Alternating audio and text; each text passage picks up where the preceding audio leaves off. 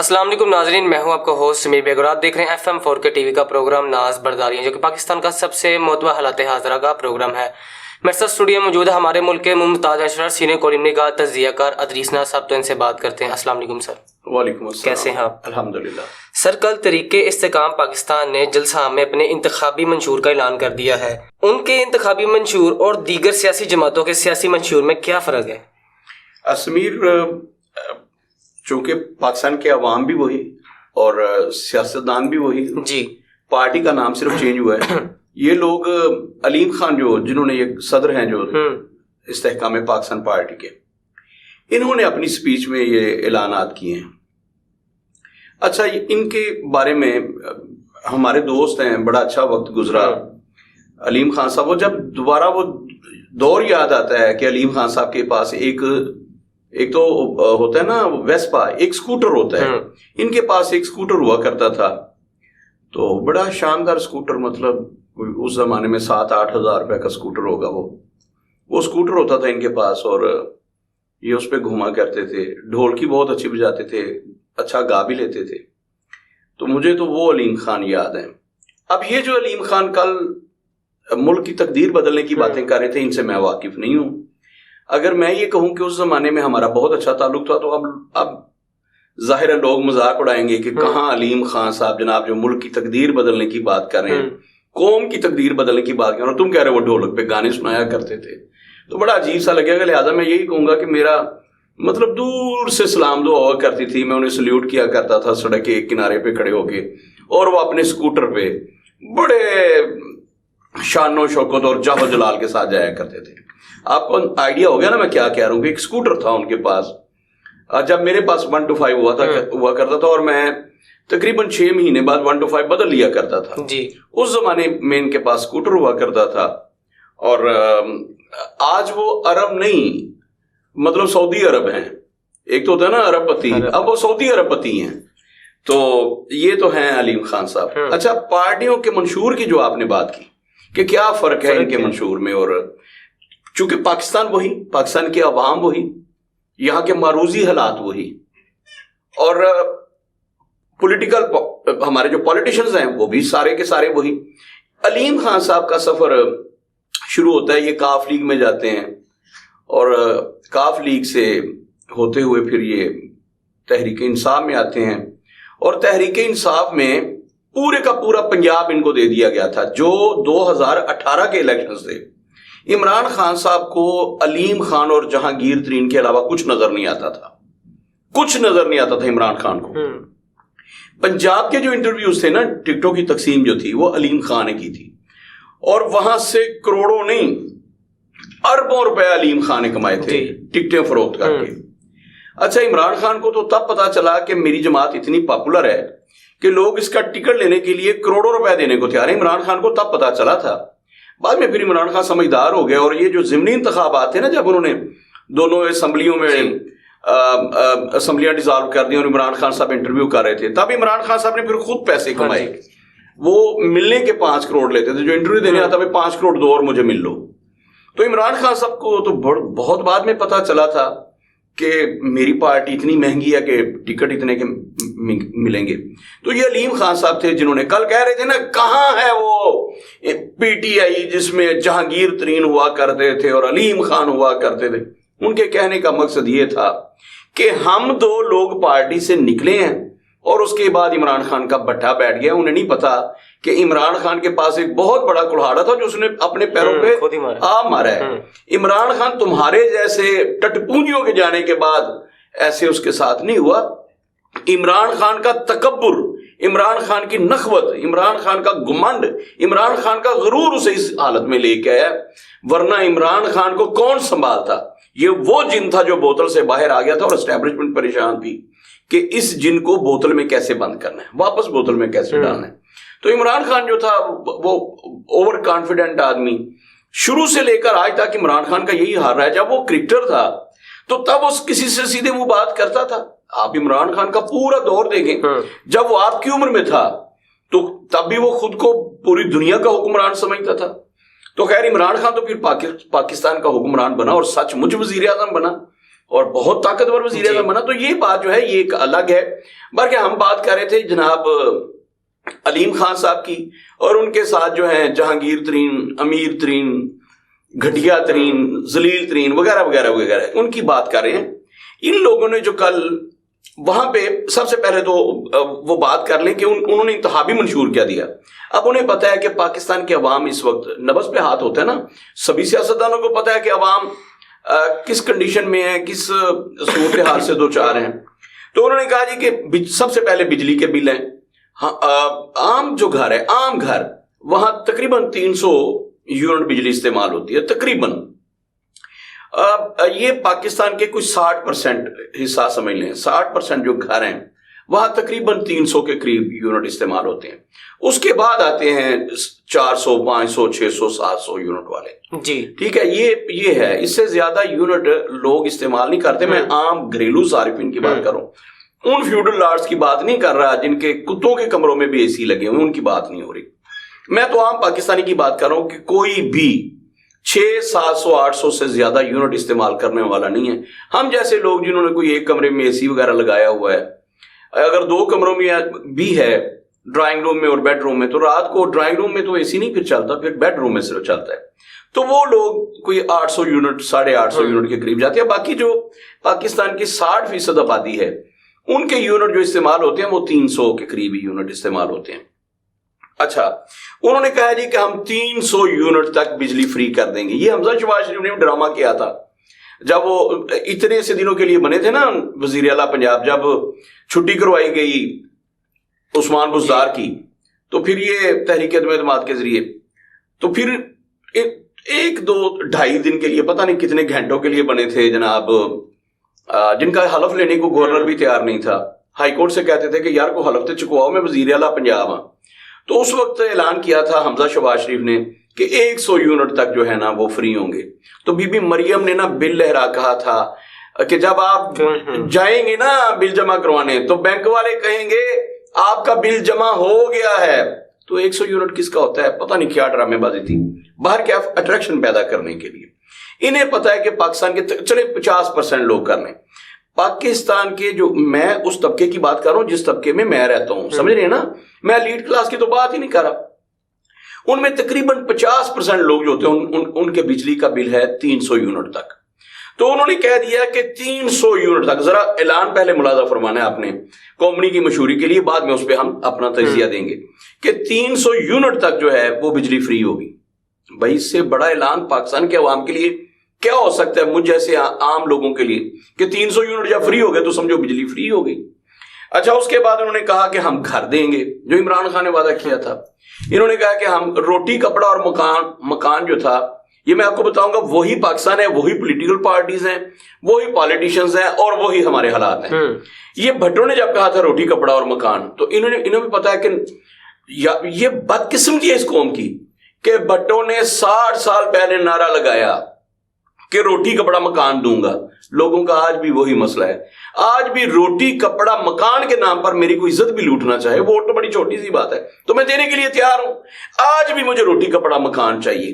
تو شرم آنی چاہیے. یہ سارے کے سارے سیاستدان, لہجے میں تلخی آ جائے تو غصہ نہیں کرنا, ڈوب کے مر جائیں یہ بے غیرت لوگ کہ 60 سال پہلے ایک بندے نے ہمیں بدھو بنایا تھا روٹی کپڑا مکان کے نام پر. آج بھی روٹی کپڑا مکان ہمیں وہی چاہیے. اچھا, کہتے ہیں فری کر دیں گے. تنخواہ جو ہے بنیادی طور پر یہ 50,000 روپے کر دی جائے گی. کم از کم اجرت جو ہے انہوں نے 32,000 روپے کی ہے شہباز شریف صاحب نے, اور 32,000 نہیں مل رہی. آپ جائیں فیکٹریوں میں 12,000 پہ لوگ کام کر رہے ہیں. خواتین اسکولوں میں پڑھاتی ہیں اور 8,000 روپے تنخواہ ہے, اس سے بھی کم ہوگی. خیر, انہوں نے کہا موٹر سائیکل والوں کو ہم آدھی قیمت پر پیٹرول دیں گے. ان کو اس بات کا بھی پوری طرح اندازہ ہے نا کہ 80% لوگ جو ہیں جن کے پاس اپنی کنوینس ہے, اور میں لوئر مڈل کلاس کی اور مڈل کلاس کی بات کروں, 80% لوگوں کے پاس موٹر سائیکلز ہیں, باقی 20% ہیں جن کے پاس کوئی چھوٹی گاڑی, کوئی جیسی بھی گاڑی ہیں, وہ صرف 20% ہے. اب بھی 80% کو اٹریکشن دینے کے لیے, جیسے میں نے کہا کہ بجلی کے صارفین جو ہم لوگ ہیں 80% نہیں 60 تقریباً, پھر میں نے بعد میں 50% کہہ دیا احتیاط کے طور پر, 60% وہ لوگ ہیں جو صرف 300 یونٹ استعمال کرتے ہیں. اسی طرح جن کے پاس اپنی ذاتی کنوینس ہے, موٹر سائیکل سے شروع ہوں, سائیکل والوں کو چھوڑ دیں, ان کو پیٹرول کی ضرورت نہیں ہے. 80% लोगों کو وہ کہہ رہے ہیں کہ ہم آدھی قیمت پر پیٹرول دیں گے. کتنی بڑی اٹریکشن ہے, لوگ پاگل نہیں ہو جائیں گے. اچھا, انہوں نے کہا کہ نوجوانوں کو ذاتی کاروبار کے لیے ہاتھ کھڑے کروائے علیم خان نے. انہوں نے کہا جو بے روزگار ہیں وہ ہاتھ کھڑے کریں. ہاتھ کھڑے کیے لوگوں نے. انہوں نے کہا کہ ہم بغیر سود کے, بغیر کسی گارنٹی کے نوجوانوں کو آسان قرضے دیں گے. یہ بہت بڑی اٹریکشن ہے. آپ کو کوئی کہے کہ آپ کو جناب بغیر سود کے آسان اقساط پر قرضہ دیا جائے گا, آپ اپنا بزنس کیجیے گا, تو اس سے بڑی کوئی اٹریکشن ہے آپ جیسے نوجوانوں کی؟ اس سے بڑی تو کوئی اٹریکشن ہی کہ یار میں بے روزگار ہوں, پڑھ لکھ کے مجھے کام. آپ کی مثال نہیں دے رہا میں, چونکہ بیٹھے میرے سامنے آپ ہیں اس لیے. اچھا, کتنی بڑی اٹریکشن ہے آپ جیسے نوجوانوں کے لیے کہ یار ہمیں پیسے ملے گے بینک سے, حکومت ہمیں چاہے گی کہ اپنے پیر پر, نوکریاں سب کو نہیں دے سکتے تو کاروبار کرنے کے مواقع دیں گے. کتنی بڑی اٹریکشن ہے.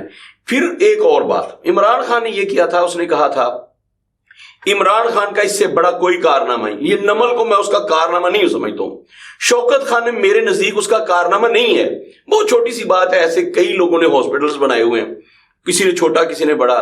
شریف میڈیکل کمپلیکس بنا ہے, اتفاق ہاسپٹل میاں برادران نے بنائے ہیں. ہمارے گجرانوالہ میں بہت سارے ہاسپٹل ہیں, مراد آئی ہاسپٹل ہے, ابراہیم آئی ٹرسٹ ہاسپٹل ہے, اسی طرح صدیق صادق ہاسپٹل ہے, شیخاندہ ہاسپٹل ہے, جناح ہاسپٹل. تو بہت سارے لوگ ہاسپٹلز بناتے ہیں اور وہاں پہ غریب اور نادار لوگوں کا مفت علاج کرتے ہیں. یوں سمجھ لیجئے کہ یہ چھوٹے چھوٹے یونٹ ہیں.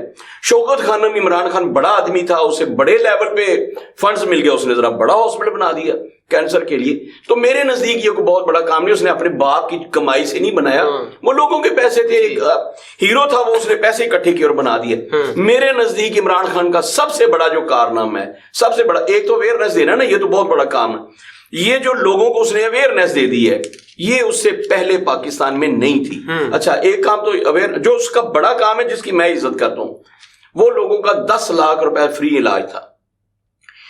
مجھ جیسے لوگ بھائی کو 10 لاکھ روپیہ گھر میں رکھ کے بیٹھا ہے, کوئی پتہ نہیں ہارٹ اٹیک کس وقت ہو جانا ہے, ایکسیڈنٹ کس وقت ہو جانا ہے, کس وقت آپ کا دل نے دھڑکنا چھوڑ دینا ہے, کیا ہونا ہے آپ کے ساتھ. تو عمران خان نے یہ کیا تھا, اس نے کہا 10 آپ کا شناختی کارڈ ہی آپ کا صحت کارڈ ہے. آپ جائیں کسی بھی ہاسپٹل میں چلے جائیں, جو نامزد کر دیے تھے انہوں نے, تو جا کے آپ پرائیویٹ ہاسپٹل میں اپنا علاج کروائیں, حکومت پے کرے گی. اور میرے دیکھتے دیکھتے, میں نہیں کہتا لاکھوں لوگوں نے, جن کا میں آئی وٹنس ہوں, وہ 20 لوگ تھے جنہوں نے اس کارڈ پہ علاج کروایا.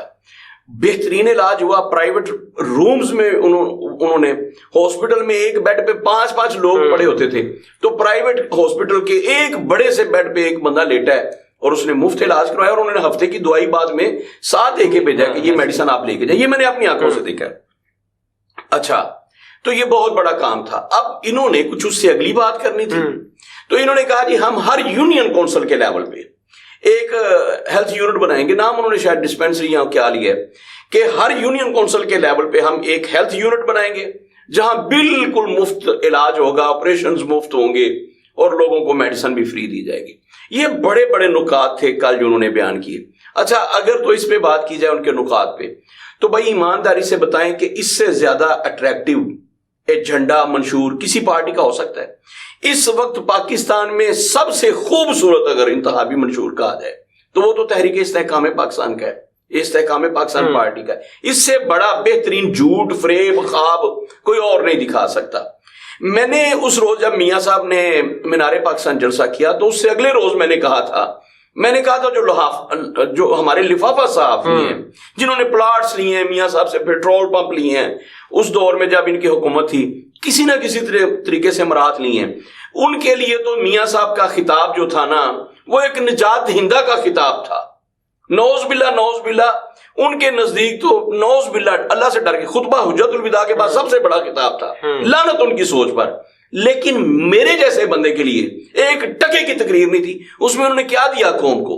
انہوں نے بتایا کہ جو آپ پہ 60,000 ارب روپے قرضے ہیں وہ کیسے معاف ہو سکتے ہیں, یا کس طرح سے وہ ادا ہو سکتے ہیں. انہوں نے بتایا کہ میں لوگوں کو میں نے کہا تھا اس روز, عمران خان کے پاس دکھانے کے لیے کچھ خواب تھے. اس نے تو خواب دکھائے ہمیں کہ میں 50 لاکھ گھر بنا دوں گا, میں 1 کروڑ نوکریاں دے دوں گا, میں ملک میں زر مبادلہ کے ذخائر میں اتنا اضافہ کر دوں گا.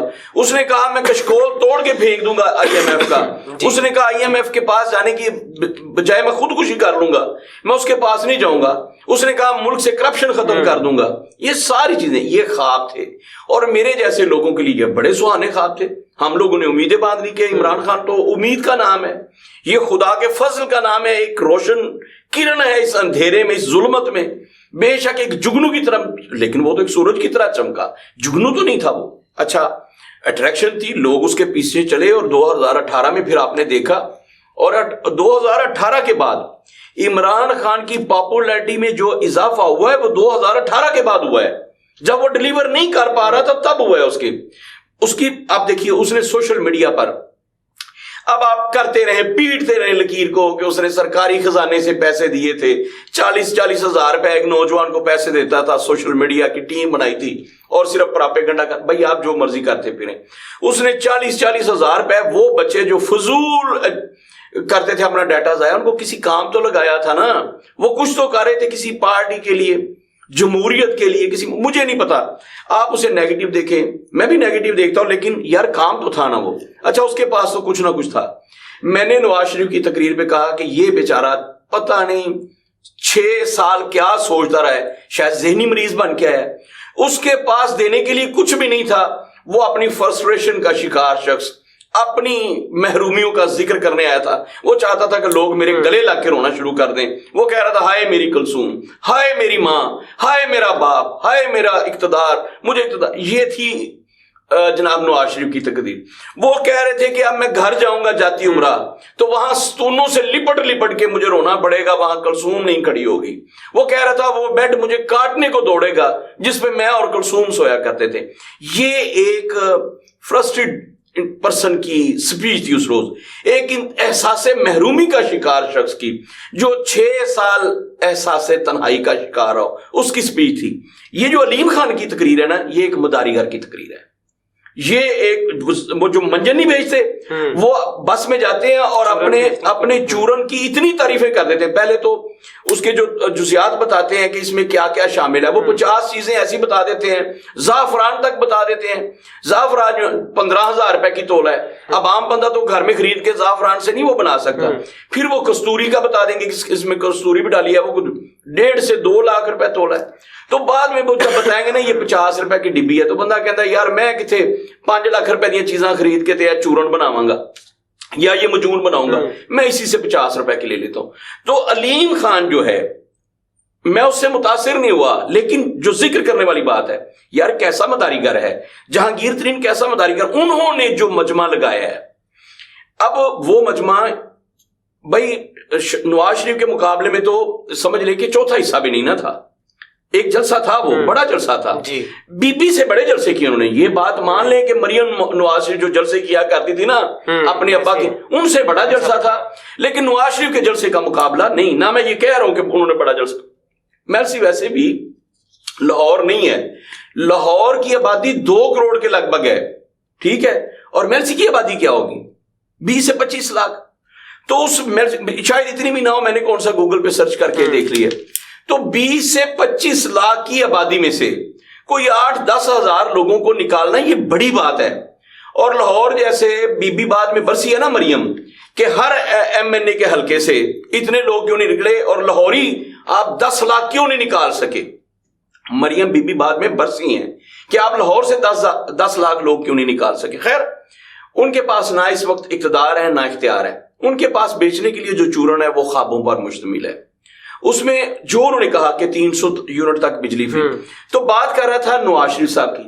نواز شریف صاحب کے پاس تو ماں سوائے اپنی محرومیوں کے قصے کے کہ میرے خاندان پہ بڑا ظلم ہوا, میں اور میری بیٹی ایک ہی جیل میں تھے اور ایک ہفتہ ملاقاتیں نہیں ہوتی تھیں, میں اپنی بیٹی کی شکل کو دیکھنے کے لیے ترس جایا کرتا تھا. جب کلثوم فوت ہوتی ہے تو مجھے جیلر آ کے جب پیغام دیتا ہے سپرنٹینڈنٹ, ڈپٹی سپرنٹینڈنٹ, مجھے جب کہتا ہے کہ آپ کے لیے بری خبر ہے, کلثوم دنیا میں نہیں, تو میں نے کہا اللہ کا واسطہ ہے یہ خبر مریم کو تم نہ دینا, وہ تو مر جائے گی, میں خود جاؤں گا اور بڑے سلیقے سے بڑے طریقے سے میں غالب کے اشعار سنا کے اپنی بیٹی کو بتاؤں گا کہ تم ماں کی شفقت سے, ماں کی ممتا سے محروم ہوگی. تو یہ جو سپیچ تھی نواز شریف کی، یہ ایک محرومیت کا شکار شخص کی تقریر تھی. لیکن اس کے مقابلے میں جہانگیر ترین اور امیر ترین جو بھی آپ انہیں کہیں اور علیم خان کی جو تقریر تھی، وہ تقریر ایک مداریگروں کی تقریر تھی، وہ تقریر شعبدہ بازوں والی تقریر تھی. اس تقریر میں سحر تھا، ان کے پاس بھی دکھانے کے لیے خواب تھے جیسے عمران خان کے پاس تھے.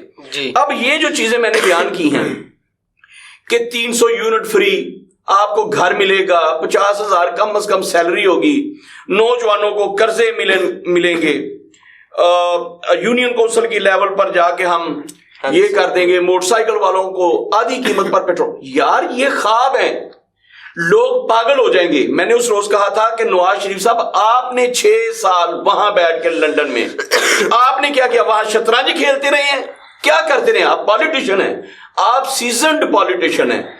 2 بل لائے تھے آپ آج سے 2007 میں، جب میری حکومت تھی 17 میں، تب یہ بجلی کا بل تھا، اور یونٹ تو تم نے بتایا نہیں کہ تب یونٹ کتنے کا تھا. ہم نے نواز شریف کا وہ دور دیکھا ہے جب لوگ مہنگائی کے لیے گلے میں روٹیاں ڈال کے سڑکوں پہ آیا کرتے تھے. بجلی کے میٹر گلے میں ڈال کے نواز شریف کے خلاف احتجاج ہوئے ہیں.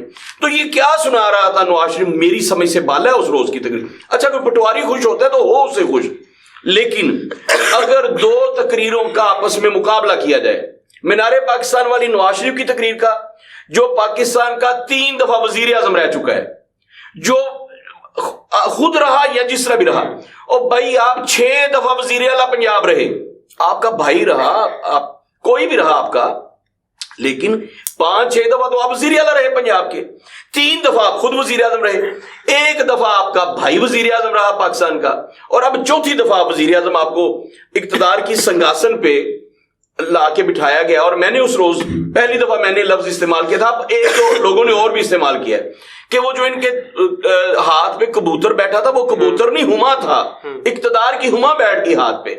تو اب مجھے ایک بات بتائیے کہ نواز شریف کی تقریر آپ ایک طرف رکھیں، وہ بندہ جو پچھلے 40 سال سے سیاست کر رہا ہے، سیاست نہیں کر رہا، اقتدار کا حصہ ہے، ایک طرف وہ بندہ، اور ایک طرف وہ بندہ جس کا میں نے بتایا کہ آج سے 25 سے 30 سال پہلے اس کے پاس ایک سکوٹر تھا اور اس سکوٹر پہ گھوما کرتا تھا اور بیچارہ ڈھولکی پہ گانے گایا کرتا تھا. ایک طرف وہ بندہ ہے اور وہ بندہ لوگوں کو خواب دکھا رہا ہے. ایمانداری سے بتائیں بڑا لیڈر کون ہے؟ عمران خان سیاست سے اس کو چھوڑ دیں. آپ عمران خان کا ذکر نہیں کرنا، میں بار بار کہہ چکا ہوں کہ جو لوگ یہ توقع لگائے بیٹھے ہیں کہ عمران خان دوبارہ اقتدار میں آئے گا، وہ باہر آ جائے نا، باہر آ جائے تو بہت بڑی بات ہے میرے لیے. میاں صاحب کی طرح خوش قسمت نہیں ہے کہ اسے سرور پیلس جدہ بھجوا دیا جائے گا، اسے برطانیہ بھجوا دیا جائے گا. وہ نہیں نواز شریف کی قسمت لے کے آیا. اس کی قسمت میں اس نے کہا تھا نا، دل ملا اور غم شناس ملا، پھول کو آگ کا لباس ملا، میں کدے کے سوا ہمارا پتا اس کی زلفوں کے آس پاس ملا. تو یہ جو ہے نا عمران خان، اس کے لیے 2 ہی صورتیں تھیں، اس کے لیے تیسری کوئی جگہ نہیں ہے. اس کے لیے ایک تو پھولوں کی صحیح تھی یا پھر کال کوٹڑی، اس کے لیے تیسری کوئی جگہ نہیں ہے. نواز شریف کے لیے درمیان میں بھی بہت ساری چیزیں ہیں. تو خیر میں عرض کر رہا تھا کہ اگر نواز شریف، اور اب تو عمران خان کا تو ذکر نہیں کرنا چاہیے، 2024 کے الیکشن میں وہ نظر نہیں آ رہا، تو جو لوگ نظر آنے والے ہیں ان میں ایک استحکام پاکستان پارٹی ہے. اور اس کا یوں سمجھ لیں کہ یہ پورے پیج پہ جو بال پوائنٹ سے ایک نشان لگا دینا، مسلم لیگ نون کے مقابلے میں استحکام پاکستان ابھی ایک پورا پیج، اور اس پہ آپ نے بال پوائنٹ سے جو نشان لگایا، اتنا فرق ہے. لیکن گفتگو کا فرق ملاحظہ فرمائیں کہ ایک 40 سال سے سیاست کرنے والا بندہ، اسے پتہ ہی نہیں ہے کہ میں نے عوام کی نبض پہ ہاتھ کیسے رکھنا ہے. میں نے کہا تھا کہ نواز شریف کے پاس بیچنے کے لیے آپ کو چورن بھی باقی نہیں بچا. باہر کیف کل جو استحکام پاکستان نے جو بات کی ہے، یہ میں پاکستان کے عوام کو بتا دوں کہ نہ تو ان بیچاروں نے اقتدار میں آنا ہے، نہ انہوں نے یہ سب کچھ کرنا ہے. اگر بھٹو جیسا مداریگر روٹی کپڑا مکان کا نعرہ لگا کے ہمیں لوٹ گیا ہے، ہمارے احساسات کے ساتھ کھیل گیا ہے، نواز شریف بار بار میں قرض اتار دوں گا، میں یہ کر دوں گا، میں وہ کر دوں گا، کشمیر وعدہ کر کے دے دوں گا، جھوٹ بولتا رہے، تو ان بیچارے وہ تو ویسے ہی مداریگر ہے. میں نے ان کی پہلے بتا دی. علیم کو میں ذاتی طور پہ جانتا ہوں، جہانگیر تو میں اسے ذاتی طور پر نہیں جانتا. لیکن ایک بات ہے کہ ان کے پاس عمران خان کی طرح دکھانے یا بھٹو کی طرح دکھانے کے لیے خواب تھے. نواز شریف اتنا مفلس ہے اور احساس محرومی میں اس قدر ڈوب چکا ہے کہ اب اس کے پاس صرف کلثوم کا ذکر کرنے کے لیے, اپنی ماں جی کا, اپنے ابا جی کا ذکر کرنے کے لیے, جاتی عمرہ کے خالی بیڈ روم کا ذکر کرنے کے علاوہ اس کے پاس کچھ بھی نہیں ہے. وہ صرف مریم کی وہ جو جیل کی زندگی ہے وہ سنا سنا کے آپ کو جذباتی کر کے ووٹ لے لے تو لے لے, دینے کے لیے اس کے پاس کچھ نہیں ہے. نہ وہ یہ کہہ سکتا ہے کہ میرے بھائی نے جو 16 ماہ میں 20,000 ارب روپے لے لیے ہیں, وہ کہتا ہے اس کا ذمہ دار عمران خان ہے. یہ سنائے گا وہ. اس کے پاس نہیں, کوئی بات نہیں آپ کو سنانے کے لیے کہ وہ کیا نیا کرے گا, کیسے پاکستان کے قرضے اتر جائیں گے, IMF سے ہمیں چھٹکارا کیسے ملے گا, لوگوں کو روزگار کیسے دے گا. اس کے پاس کوئی خواب نہیں ہے. باہر کیا ہے, کمپیریٹیولی اگر 2 مداریگروں کا مقابلہ کیے جائے, مطلب شہباز شریف سمجھ لیں اور جہانگیر ترین اور علیم خان کا سمجھے, تو وہ بڑے مداریگر ثابت ہوئے ہیں اور مجھے لگ رہا ہے کہ وہ میلہ لوٹ لیں گے, مجھے لگ رہا ہے. باقی اللہ کو پتہ ہے, اور یا ان کو پتہ ہے جن کے ہاتھ میں ڈوریاں ہیں. جی سر, بہت شکریہ. اپنے میزبان سے بے کو اجازت دیجیے. اللہ حافظ.